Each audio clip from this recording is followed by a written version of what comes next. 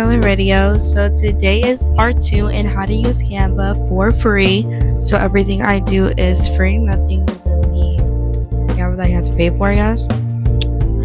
Anyways, to get right into it, we're going to be finishing the birthday type of slide banner thing that we were working on last time.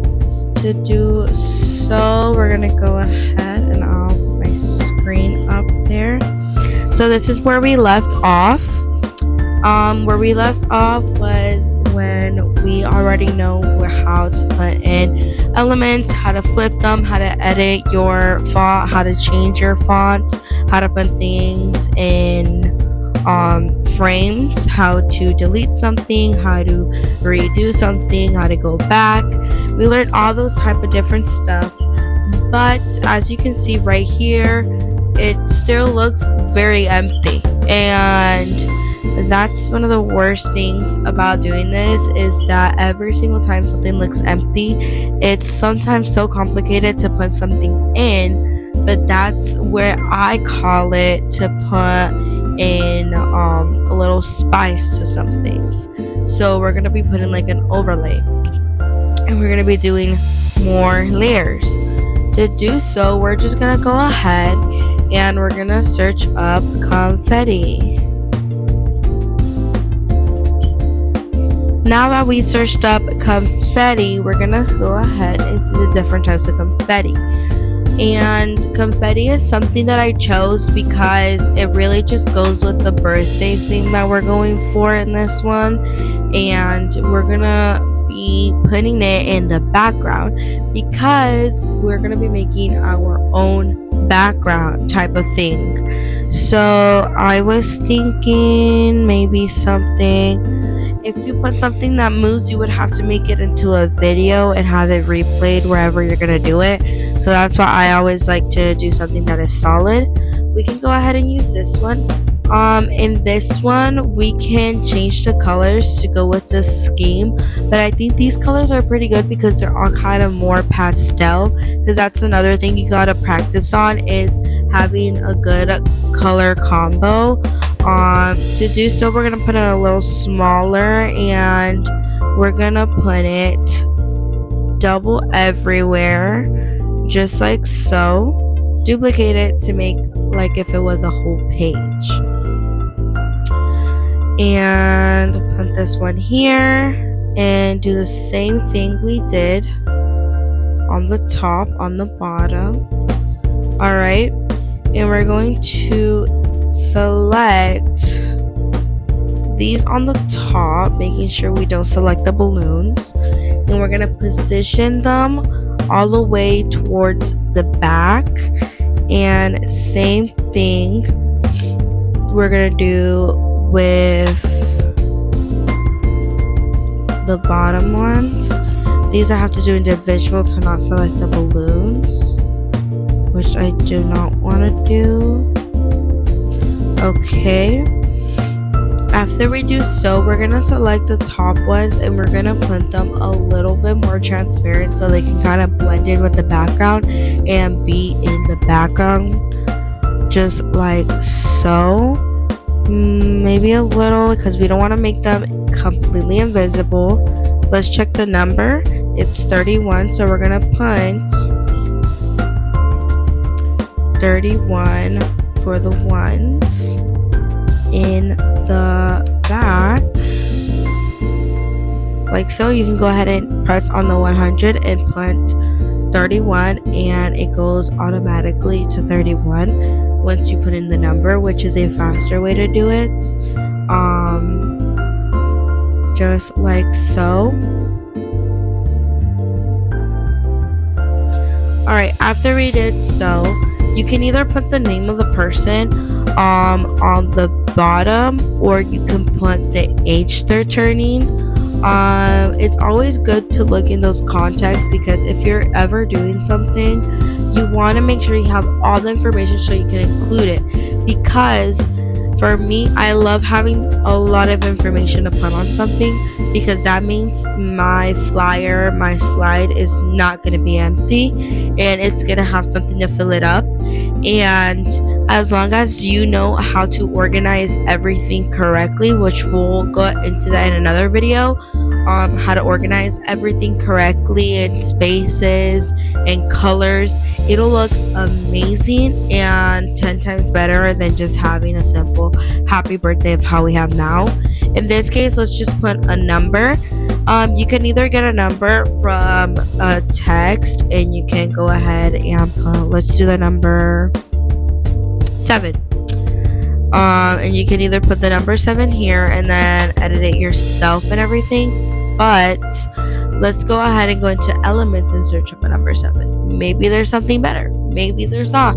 It never hurts to look, because the point of having of doing what how do you say this, of being like a graphic designer or any of these things, is trying out new things.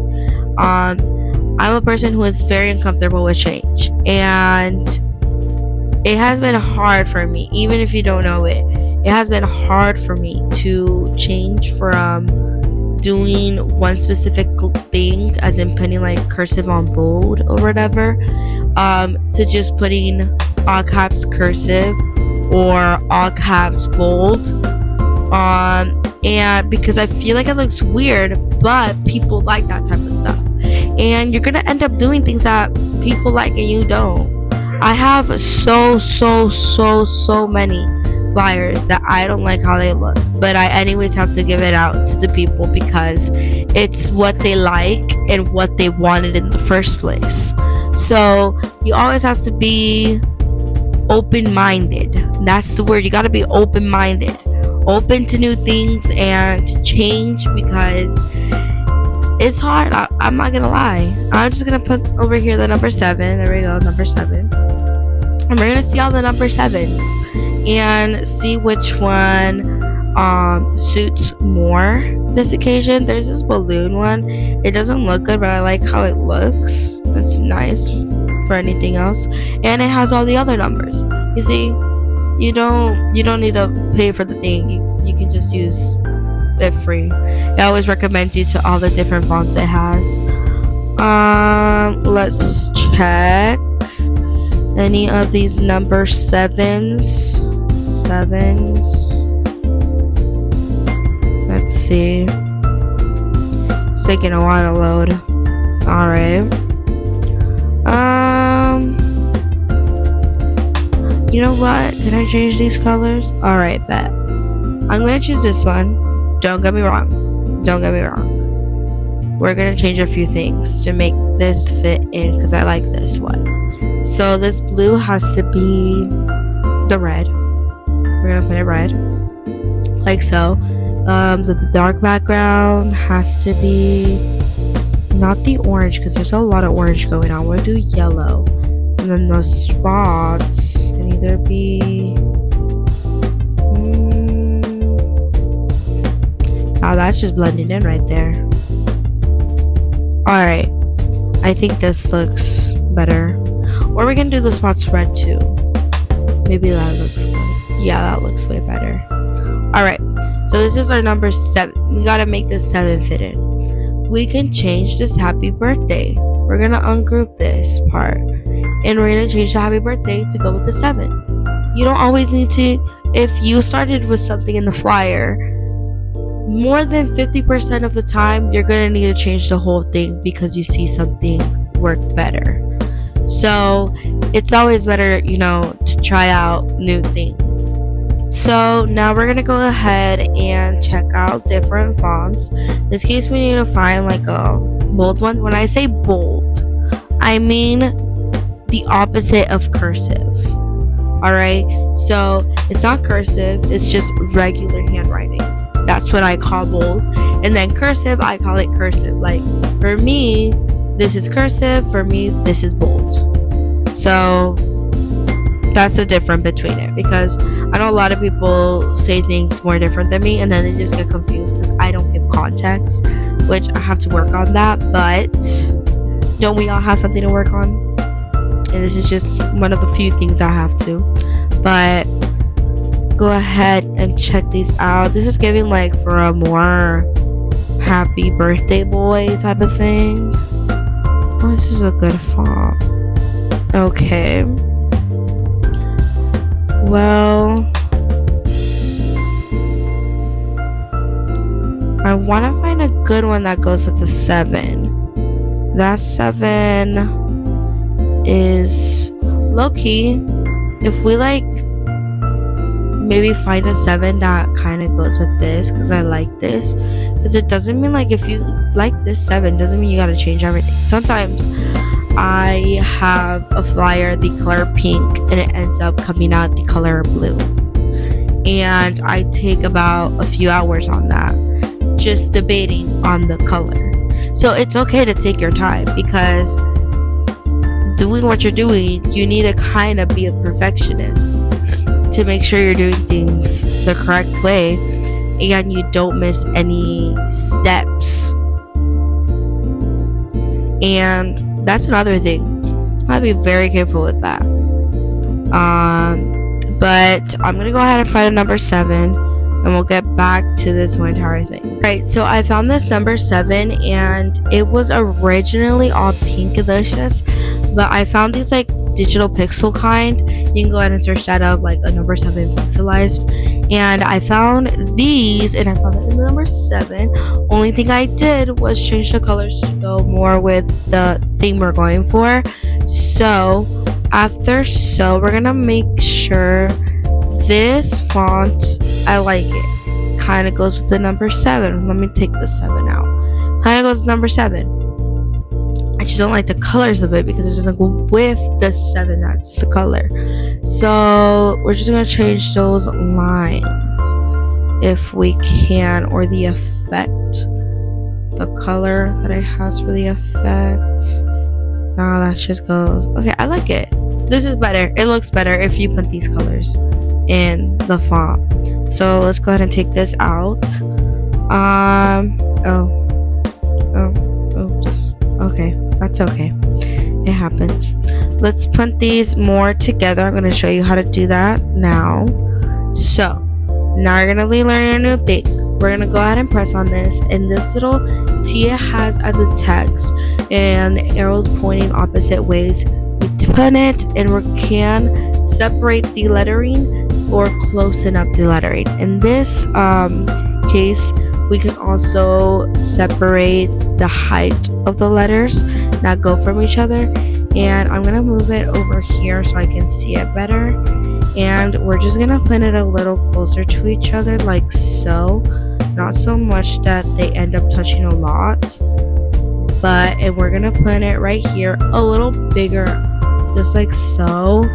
And we're gonna put this 7 to fit comfortably around here.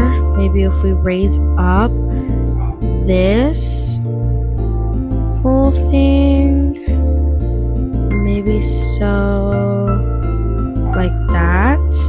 And then we make our number 7 bigger, and there we go. That wasn't so hard, was it? It wasn't, but it did take some time, maybe like 2 minutes or so. But that is the whole shebang from this whole thing. I want to check if you could change the color of the strings, because if we can make those strings red. Yes, please, and thank you for my inner peace. To change those strings red. There we go. So far we know how to change your font. You already know how to do that, but now you know how to put something in from elements and then change them, and then how to elevate your background to go with your slide or flyer. In this case, we're just going to call it a page because it can be either one. Now we know how to do that. Now we're going to move on to something different. Now how we know how to do a little happy birthday thing. Now we're going to be doing a type of food flyer. We're gonna start it in this video and end it in like part 3, I guess. Let's get right into that. Alright guys, so now we're gonna be doing again the food one. So we're gonna open up a new flyer page portrait, just like so. And to begin with, what food are you selling? What food are you doing? That's like literally the most important thing, because like you couldn't do anything about that. In this case, we're just doing brownies. That's my favorite dessert, by the way. Brownies, not bad. I think of chocolate, honestly, but in this case we're gonna be doing brownies. And for brownies, whenever you think of brownies, you think beige, khaki, aesthetic, delicious, not nutritious, very unhealthy, but very good. And in this case, we're going to be doing something fun. And we're going to be starting with a khaki background, because that's the first thing that got into my mind. Excuse my dogs, I do not know why they're barking. There's no one here, and they don't know how to be quiet, so that's just great. Now that we have the kind of khaki-ish, I know it's not completely khaki, but it's almost to its point. But after we have that, we're gonna go ahead and we're going to do a picture of brownies. To do so, you're gonna want to... Okay, so I controlled my dogs. I'm sorry that I cut that right there, but I controlled my dogs because they were really bothering me. But again, we're gonna go ahead and find a picture of brownies. I'm just gonna go ahead and search up a picture of brownies, and we're just gonna go by that, and I'll see you guys when I find a picture of brownies. In this case, I want to find pictures of brownies kind of like falling, and then an actual like single brown, as so. Alright, so I already found the picture of the brownie. In this case, I searched it up online. I searched up brownie clip art, and then I got this one. It already had the background removed, so we're just gonna be using this as the picture of what we're selling. I want to do like a foreground, like I like to call. So we're just gonna go ahead and search up a rectangle type of thing, and it's just gonna show up right here. We're gonna put it up and then down, like kind of to the middle, maybe there. I think there's good. And we're gonna extend it a little bit because it's like a single thing we're selling. If you're doing this for a client, make sure your client has given you all the information, because a lot of people don't for some reason, and you have to end up asking them then, and for some reason they don't like saying it, so you need a lot of patience for this job, like so. I'm gonna extend it like that to give it like a comb like this going out, if you get what I mean. It's kind of, whenever you want to make a shape, you gotta make it yourself sometimes, because sometimes I can't like find the right image that I want to do it for. So I'm just gonna duplicate this one and then flip it if I can I not? I cannot. That's interesting. It's okay though, it'll be fine. It'll be fine. Trying to make it look the same as the other side. This is where things get complicated and trying to do something. Alright, I believe that is good, but my mind is saying that it's not, but we're just gonna go with it. Then we're gonna search up a shadow, because if we're doing this by like actual gravitations or whatever, a brownie has a shadow. So we're gonna put it there and then put the brownie towards the front. Oh, I did it towards the back. That's okay. And put it there. So far so good. So far so good. People that may be watching this and know me are probably like, oh, but you don't do that for the ones we see. Well, I'm doing something different, and I never have time to actually with patience do a flyer because I have to do it always really fast at the moment. So that's the reason. That's the reason. There we go. And now we're gonna go ahead. Did I group this? I did. I locked it too. We're gonna make it a little darker because again, that is the floor, and we need to make it look realistic. All right, I think that is a good hint. It's kind of like fading into the floor as a shadow. And after that we do that, we're gonna go ahead and we're doing our background, and we're gonna keep doing our background. So I'm gonna just duplicate this, and we're gonna make like falling ones because we are doing it ourselves, like so. And we're gonna make it look like if they're falling, like, oh no, there's brownies everywhere, but it looks so delicious and so good. That's amazing. But just like so. Okay. And we're gonna make it look a little crooked because that's for some reason attractive. Low-key, I really do want a brownie now. But